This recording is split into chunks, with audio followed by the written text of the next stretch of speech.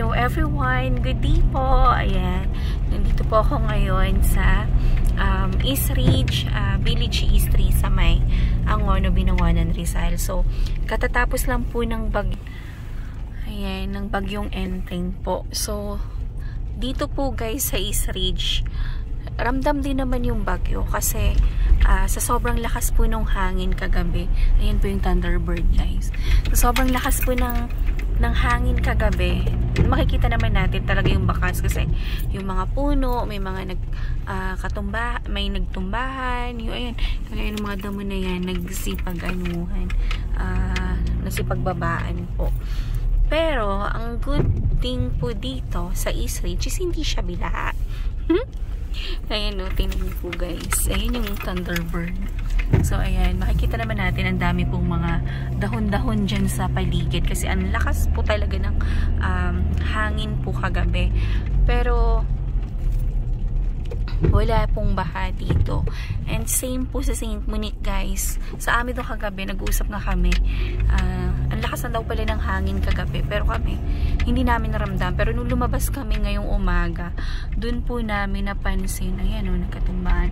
Doon po namin napansin na may mga may mga tumbang puno ng saging, tumba ng puno ng kahoy, mga dahon, mga sanga, nagkatumbahan. Pero wala pong baha guys. So, nakakalungkot man, pero ang dami na naman pong area na binaha sa mga mababang area like Marikina, Pasig, ayan. So, may mga areas po na mga binaha po talaga. Kaya, guys, ganito yan. Kung gusto po natin hindi po tayo binabaha, lumipat po tayo dito sa taas. Kasi every time po na uulan, lalakas ang ulan, may bagyo, kakaba-kaba po tayo kasi isipin natin, ay baka bahain na naman po tayo. So, alam niyo po ba guys, ang area ng Teresa, Morong, and yung ibang areas po na katabi ng Binangonan, Intangono is talagang binaha po sila. Pero talagang dito po sa East Ridge, wala po tayong naramdamang baha. Syempre, nalulungkot tayo sa mga katabing lugar po natin na sila, inabot po sila ng tubig. Ayan po. Kaya, kung gusto nyo po mag-invest, maghanap po tayo ng property na wala pong baha, na kahit bumagyo or umulan man, safe po tayo at yung properties po natin. So, dito guys, ang mga offer ko talaga sa inyo na 101% flat free po is yung property po dito sa East Ridge and yung dun po sa St. Monique, yung Bianca model po namin. So, sayang lang hindi ko po na video ngayon sa area ng Bianca para mapakita ko sa inyo kung gaano po kataas and yung effect po doon nung bagyong Enteng. So, ayan, kahit ngayon po maulan pa rin. So, madadaanan natin yung mga ibang area siguro na mga binabaka. So, ayan po. Suggestion po, kung gusto nyo pong magkaroon kayo ng peace of mind tuwing umuulan, tuwing bumabagyo, dito na po kayo lumipat sa East Ridge or St. Monique po kung naghahanap po kayo ng properties na mapag-investan po. Kasi malaking bagay yung lugar na wala ka pong worry sa baha.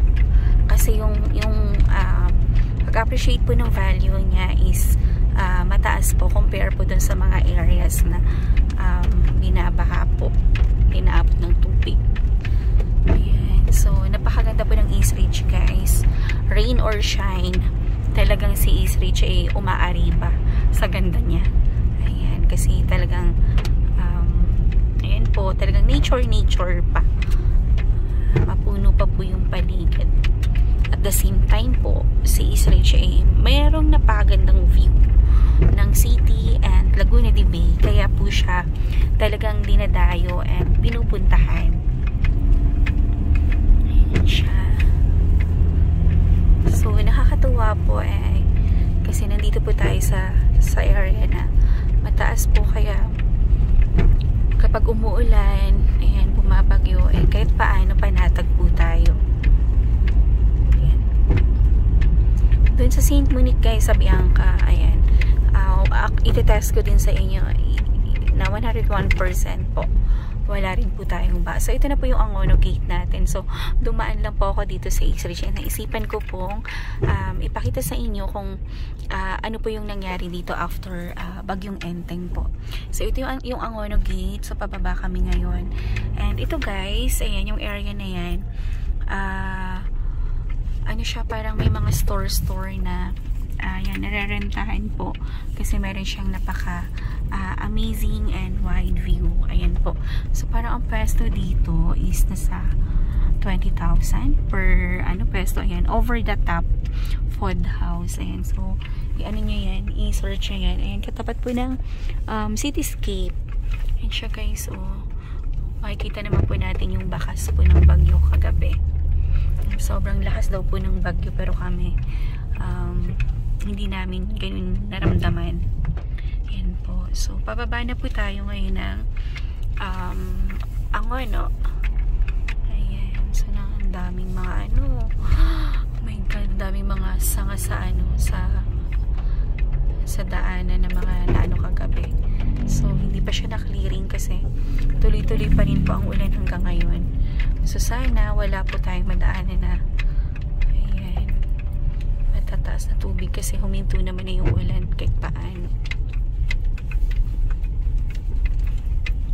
Siya guys, dami talagang mga dahon-dahon na nalagas po kagabi. Siguro sobrang lakas po nung hangin.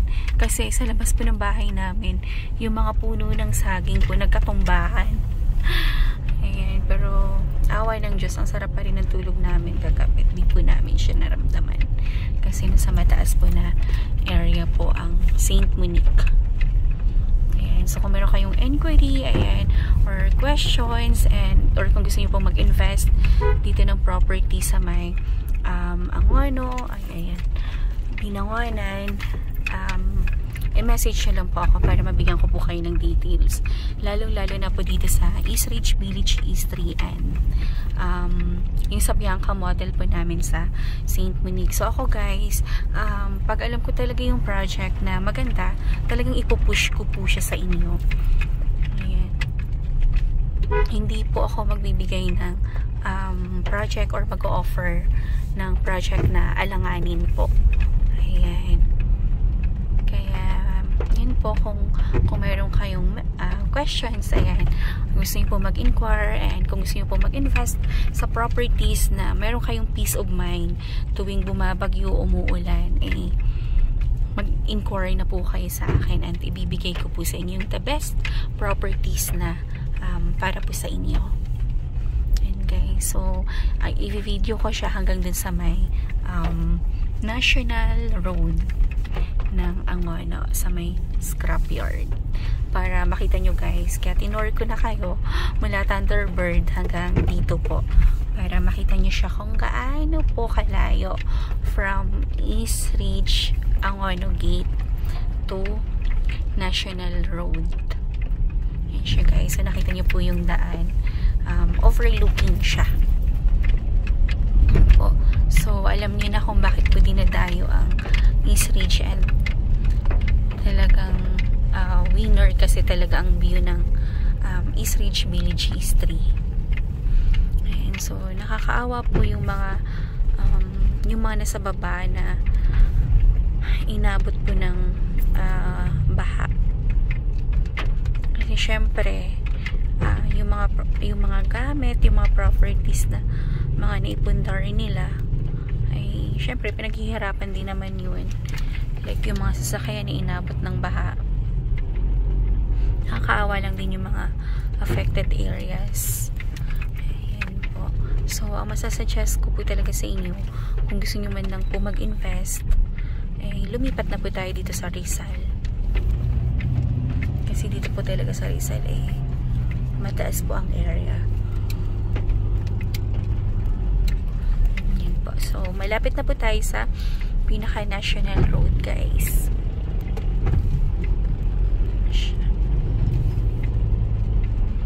So parang konti lang ang bumabiyahe ngayon kasi ayan, wala pong pasok. Wala pong pasok sa school, kaya possible wala ring traffic. unless may madaanan tayong areas na meron pong baha.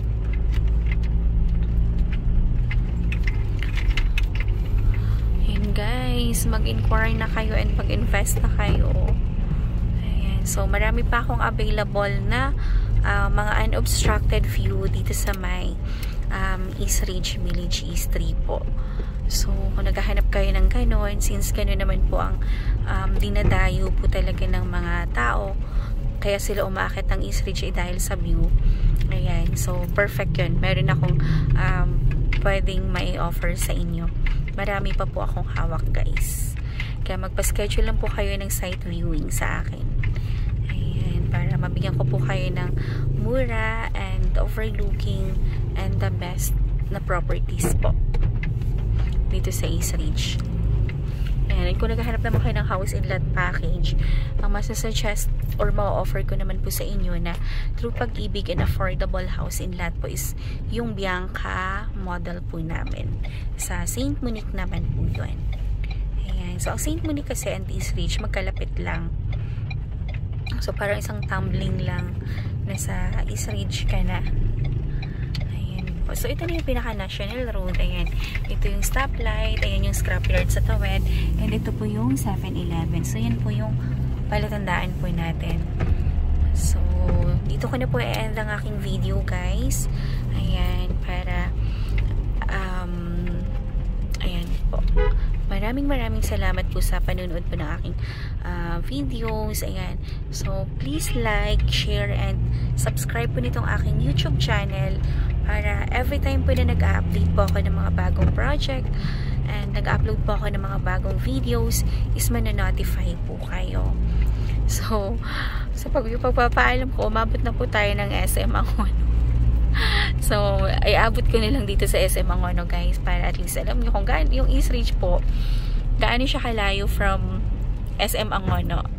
Ayan po. So, dito ko na pagdating natin ng SM Angono, ikakat ko na po yung aking videos. And ayan naman guys, ayan naman po ang proof na wala talagang baha ang Rizal. Ayan, so talagang malinis ang kalsada natin.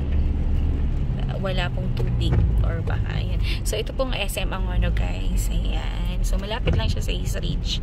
So, once again, maraming salamat po and have a nice day. God bless everyone. Thank you. Bye-bye po.